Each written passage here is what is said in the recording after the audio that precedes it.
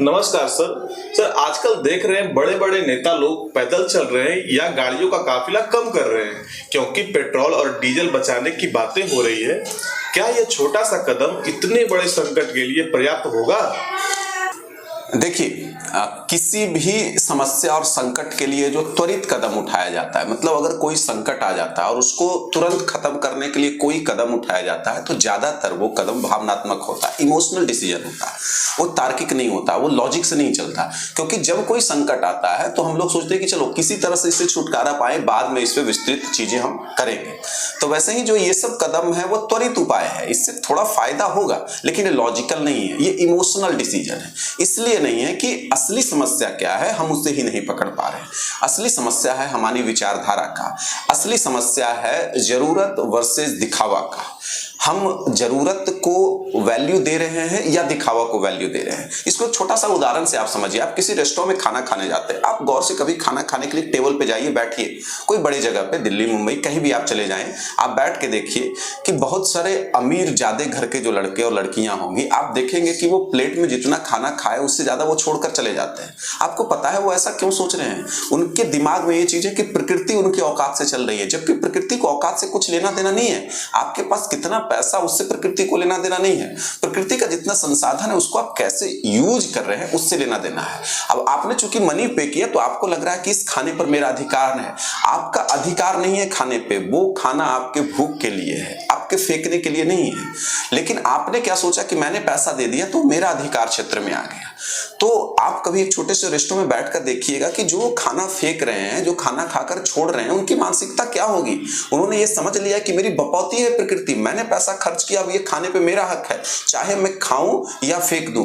अधिकांश लोगों की यही सोच है। ऐसी सोच अगर है तो ही प्रश्न उठता है कि क्या हम जरूरत को वैल्यू दे रहे हैं या दिखावा को। अब बात आपने गाड़ियों पे लाई, वो छोटा सा उदाहरण है कि भैया गाड़ी जिसको जरूरत है, आज मैं आपको बोलता हूं कि आपके पास एक भी रुपया नहीं है, आज आपको 10 करोड़ रुपया मिल जाए, आप कल गाड़ी 2 करोड़ की खरीद लेंगे। आज तक आपकी जरूरत नहीं थी, कल आपकी जरूरत गाड़ी की कैसे हो गई?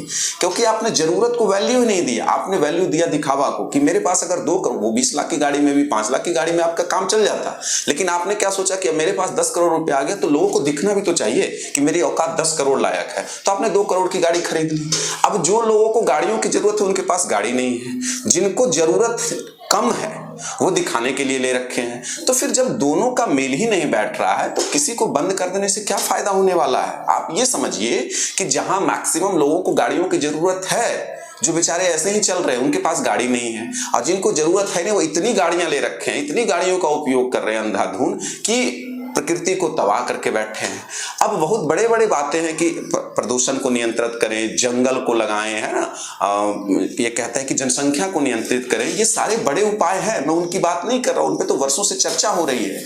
मैं ये बोल रहा हूं कि क्या हम अपनी विचारधारा में ये शामिल कर पाए हैं कि हमारी जरूरत क्या है और हमारा ईगो, हमारी औकात की बात क्या है।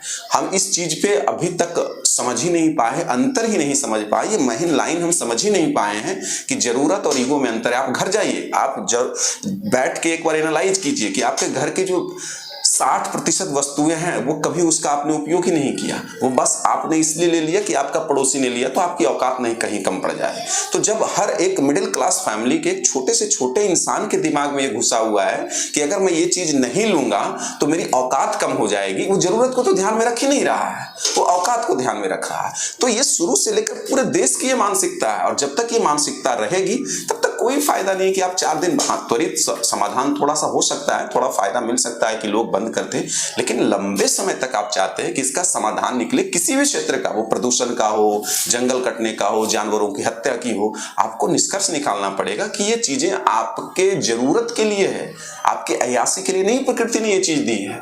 जिस दिन आप जरूरत और अय्यासी में अंतर समझिएगा, असली समाधान आप तभी ढूंढ सकते, नहीं तो आपको समाधान मिलेगा भी तो उसका फायदा नहीं उठा सकते, क्योंकि आपको पता ही नहीं है कि जरूरत क्या है और अय्यासी क्या है। आप अय्यासी को ही जरूरत समझ बैठे हैं, और जिनको सच में जरूरत है उन तक ये सुविधा पहुंच ही नहीं पा रही।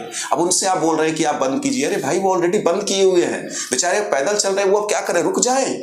तो ये चीज है, ये राजनीतिक मुद्दा नहीं है, ये सामाजिक मुद्दा भी नहीं है, ये अपने आप से प्रश्न पूछने का मुद्दा है। क्या हम इस मानसिकता, जिस स्तर पे कोई 1 करोड़ रुपया कमा रहा है उस स्तर पे उस तरह से घिरा हुआ है, जिसके पास 20 रुपए भी जो कमा रहे हैं उनकी भी मानसिकता यही है कि जो मेरा पड़ोसी है मैं उनसे ज्यादा कैसे दिखूं उस 20 रुपए में ही। ये समस्या अमीर और गरीब का नहीं है, ये समस्या हम सारे भारतीयों की है। इस मेंटालिटी से निकलना पड़ेगा। जिस दिन आप इस मेंटालिटी से बाहर निकलिएगा आपको समाधान मिल जाएगा।